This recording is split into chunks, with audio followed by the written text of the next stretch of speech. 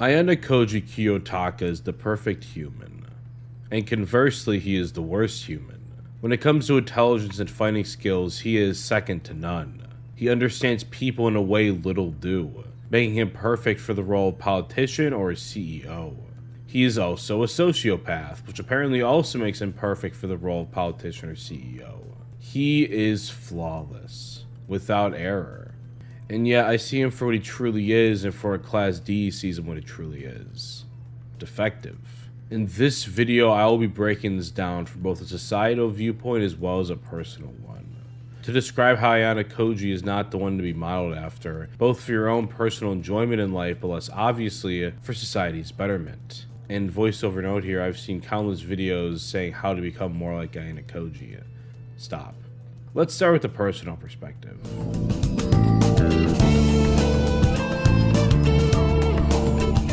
I ask you a very important question. What is the point of life? Success? Furthering humanity? Love? Raising a family? Living in the woods Walden style? These are all technically wrong answers, yet they all have the potential to be right depending on who you are.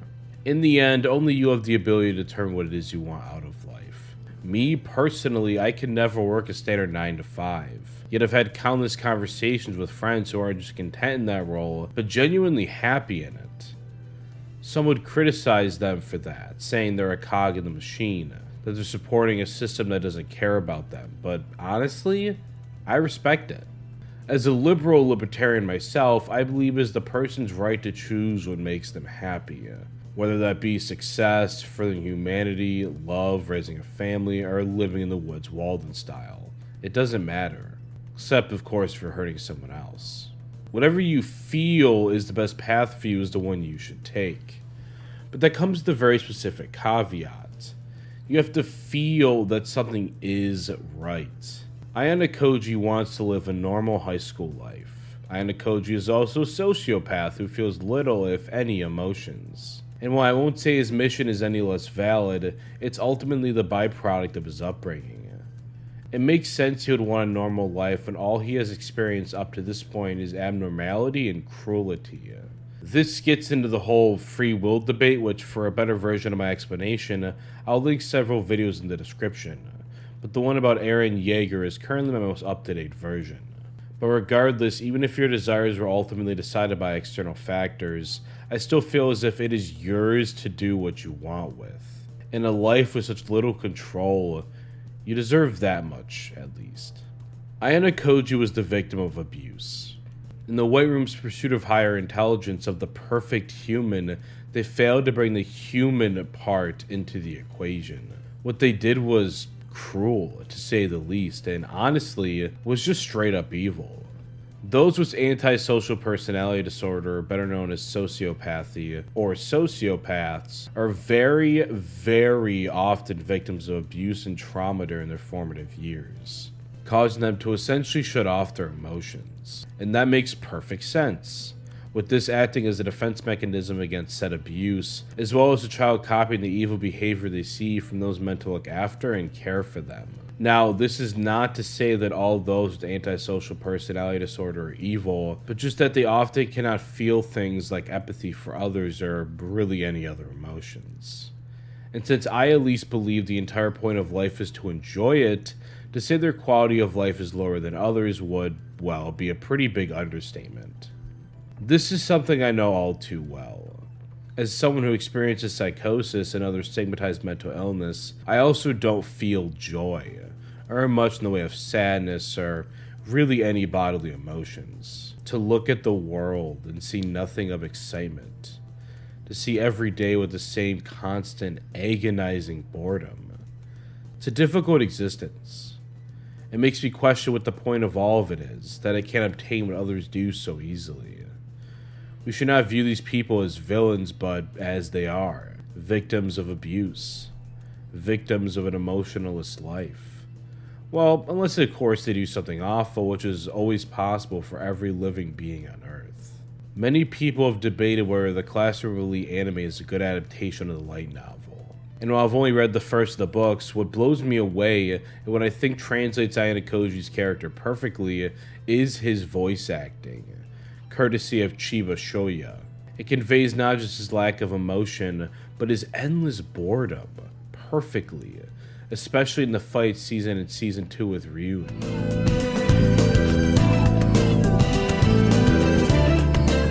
I think the entire point of Horikita's Suzune's character arc is this: to not isolate yourself. She is an unquestioned genius but lacks the emotional intelligence to rise out of Class D, to be a leader. From a social aspect, the ability not just to understand others on a logical level as Ayanokoji does, but to truly empathize with them is vital.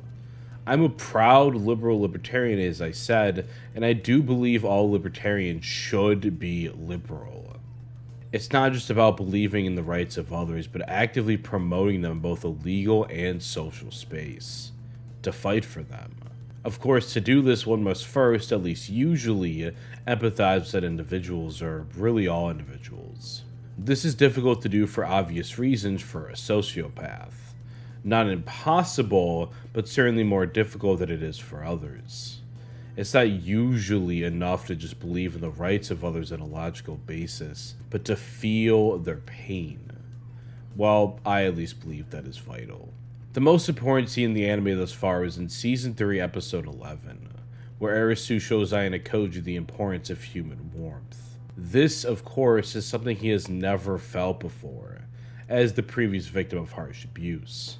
And his reaction to this honestly shocked me, as I thought he would do his usual deadpan reaction thing.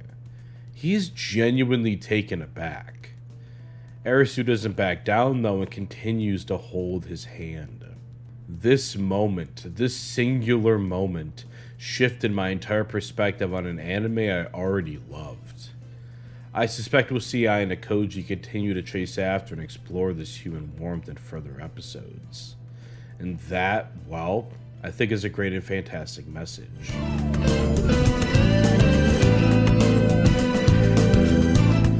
Well, I'm done promoting my short film Squid Boy by putting the trailer at the end. Not only do I think people find it to be rather annoying, but since my latest video didn't do well in terms of YouTube pushing it out, I'm trying to get to the bottom of it and make some changes accordingly, starting with the trailer. I have seen many views from channel pages, so don't think I don't see y'all watching it anyway, despite YouTube being, well, YouTube. So I truly do appreciate it. If you haven't seen the latest video, The Game That Breaks YouTubers, a psychoanalysis of needy streamer overload, I highly recommend giving it a watch. Not only is it appreciated, but I at least think it's a really good one. With that, I shall take my leave and go. And remember, if you get anything out of this video, remember to have empathy for others, and live your life to the fullest. I truly hope you do. And, as always, thank you for watching.